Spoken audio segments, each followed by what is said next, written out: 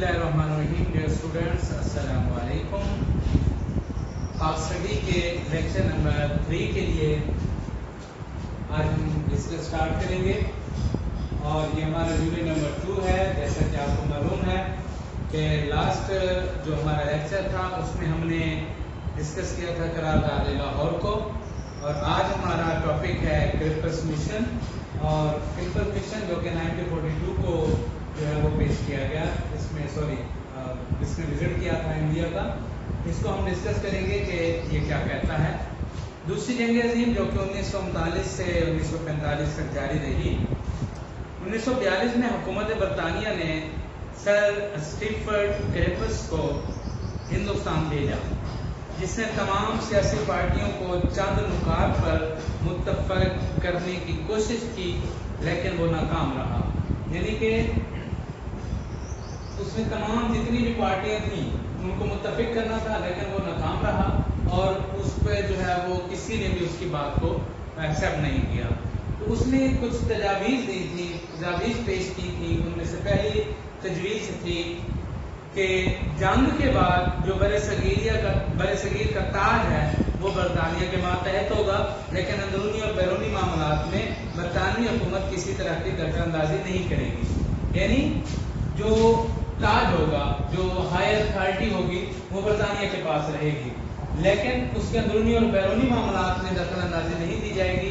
किसी दूसरे मुल्क के साथ कोई इशू होगा किसी हवाले से, तो जो है वो बरतानिया उसके साथ नहीं देगा। दूसरा पॉइंट था दिफा, अमूर खारजा, मवासलात वगैरह, ये सारे शोबे हिंदुस्तानियों को दे दिए जाएंगे। नंबर 3 था आइन साजी के लिए एक मरकजी असम्बली मुंतखब की जाएगी, जिसका चुनाव सूबाई जो है कानून साज असम्बलियों के अरकान करेंगे। आइन मुकम्मल हो गया तो उसे हर सूबे की तौसीक के लिए भेजा जाएगा। तौसीक से मतलब होता है एक्सेप्टमेंट, कि कोई भी सूबा उसको जो है वो एक्सेप्ट करेगा, देन उसको पास किया जाएगा। अगर सूबे आइन को पसंद नहीं करेंगे, वो बाइख्तियार होंगे कि मरकज से अलहदा होकर अपनी आज़ाद हैसियत कायम कर लें। यानी जो उसको पसंद नहीं करता वो अलहदा हो सकता है। अक़लियत और हुकूक के तहफ़्फ़ुज़ के लिए मुनासिब इक़दाम उठाए जाएंगे। जो माइनॉरिटीज़ हैं उनको जो है वो स्टेप्स लिए जाएंगे उनके लिए। सर स्टीफर्ड क्रिप्टस की तजावीज़ मुस्लिम लीग और कांग्रेस के अलावा दूसरी जितनी भी सियासी जमातें थी उन सब ने मुस्तरद कर दी। मुसलमानों का ये मुताबिक अलहदा मुमलिकत का असूल रहा, जिसको कांग्रेस मानने के लिए हरगिज़ तैयार नहीं थी।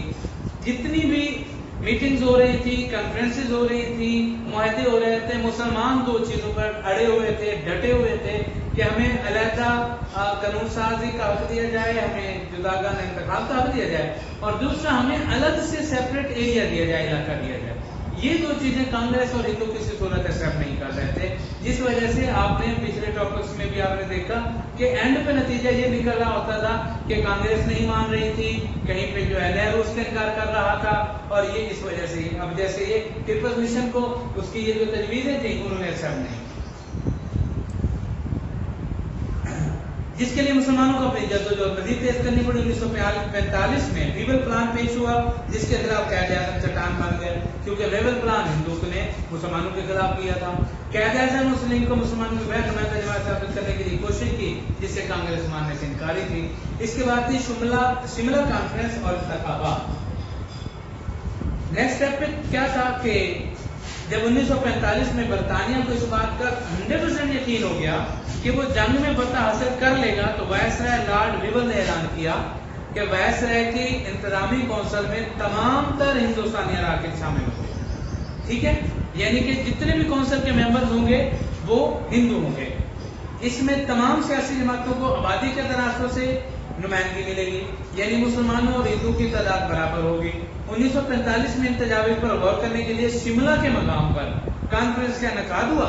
कौंसिल में 5 मुस्लिम अराकीन शामिल करने की तजवीज़ थी, जबकि कांग्रेस का मुतालबा था कि वो एक अजीम मुस्लिम नुमाइंदा नामजद करेगी। कायद-ए-आज़म ने कहा कि 5 मुस्लिम अराकीन को मुस्लिम लीग ही नामजद करेगी, क्योंकि मुसलमानों की नुमाइंदा जमात सिर्फ मुस्लिम लीग है। इस नुक्ते पर शिमला कॉन्फ्रेंस नाकाम हुई। शिमला कॉन्फ्रेंस में इस बात का फैसला ना हो सका, मुसलमान की वह नुमाइंदा जमात है, तो इसका फैसला 1945 और 46 के इंतखाबात में हुआ। देखिए, जब हम ये बात करते हैं ना, तो जो कायद-ए-आज़म ने बात की उसको शिमला कॉन्फ्रेंस में काम हुई। क्यों? क्योंकि हिंदू की तादाद बराबर करने का वो कह रहे थे, जबकि हम اپنی تعداد کے لیے بات کر رہے تھے. جب فیصلہ نہ ہوا تو مسلم لیگ کو ایک چیز اور بھی سمجھ آئی کہ کانگریس کسی صورت میں بھی مسلمانوں کے لیے کچھ نہیں کرنا چاہتی، لہذا اس معاملے کو مزید آگے موو کرنے کے لیے جو ہے وہ کیبنٹ مشن پلان پیش کیا گیا. اچھا، یہ جو شملہ آپ بار بار اس میں سنتے ہیں، دراصل یہ بھارت کی ریاست ہے ہماچل پردیش. یہ اس کا ایک جو ہے وہ تفریحی مقام ہے، جیسے ہمارا مری ہے اسی طرح اس کا تفریحی مقام ہے. تو وہاں پہ یہ کانفرنس ہوئی تھی، اس وجہ سے اس کو شملہ کانفرنس کہا جاتا ہے. کابینہ مشن پلان ہماری نیکسٹ ہیڈنگ ہے پیج نمبر 27 پر. 1945 میں انگلستان میں لیبر پارٹی کی حکومت آ گئی. برطانوی حکومت نے ہندوستان میں بڑھتی ہوئی سیاسی بے چینی کو پیش نظر کابینہ مشن بھیجا، جو کہ 3 ارب پر مشتمل تھا. اس مشن کے 2 بنیادی مقاصد تھے. ایک، ہندوستان کی جو دستوری حیثیت ہے اور حکومت کی جو شکل واضح کر دی جائے، اور دوسرا، مسلمانوں اور ہندو میں نفرتوں کو کم کر کے ہندوستان کو اکٹھا کرنے کی کوشش کی جائے. لیکن انتخابات نے ثابت کر دیا کہ ایسا نہیں ہو سکتا. مسلمان اور ہندو کبھی اکٹھے نہیں ہو سکتے تھے. جو پہلا پوائنٹ تھا کہ ان کی دستوری حیثیت واضح کر دی جائے، حکومت کی شکل دی جائے، وہ تو ہو سکتا تھا. لیکن یہ پوائنٹ کہ ہندو ان کے اندر ان کو اکٹھا کر دیا جائے، یہ نہ ہو سکا. کابینہ مشن ارکان کے تمام سیاسی جماعتوں کے رہنماؤں نے ملاقات کی، مگر پھر بھی نتیجے پر نہ پہنچے. 16 مئی 1946 کو ان ارکان نے ایک منصوبے کا اعلان کیا جس کے نمایاں پہلو ظاہر تھے. نمبر 1، برے صغیر میں یونین قائم کی جائے گی جو امور خارجہ کا دفاع اور مواصلات کے ذمہ دار. بات وہی آ جاتی ہے کہ ایک ہی بات تھی جس کو ڈفرینٹ انداز سے پیش کیا جا رہا تھا. اب یہ کہا جا رہا تھا کہ برے صغیر میں یونین قائم کی جائے جس میں ہندو عیسائی سارے شامل ہوں اور مواصلات کی ذمہ داری دی جائے. مرکزی امور کے علاوہ تمام اختیارات صوبوں کو دے دیے جائیں. یہ ایک ایسا پوائنٹ تھا جو قائد اعظم کا مانا گیا، کیونکہ قائد اعظم کہتے تھے کہ صوبوں کو نمائندگی جائے. تو اس کے اندر یہ جو پوائنٹ ہے کہ مرکزی امور کے علاوہ باقی تمام اختیارات صوبوں کو دے دیے جائیں، اس کی طرف وہ آ گیا. تیسرا، صوبوں کا اختیار ہوگا کہ وہ باہم گروپ بنا لیں اور ہر گروپ اپنا دستور بنائے، یعنی اپنا اپنا قانون بنائے.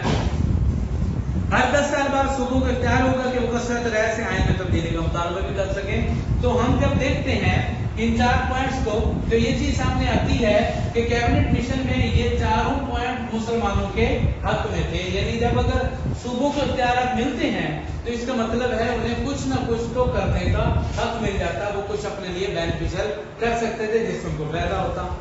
اس کے بعد ہے یوم راست اقدام، ڈائریکٹ ایکشن ڈے.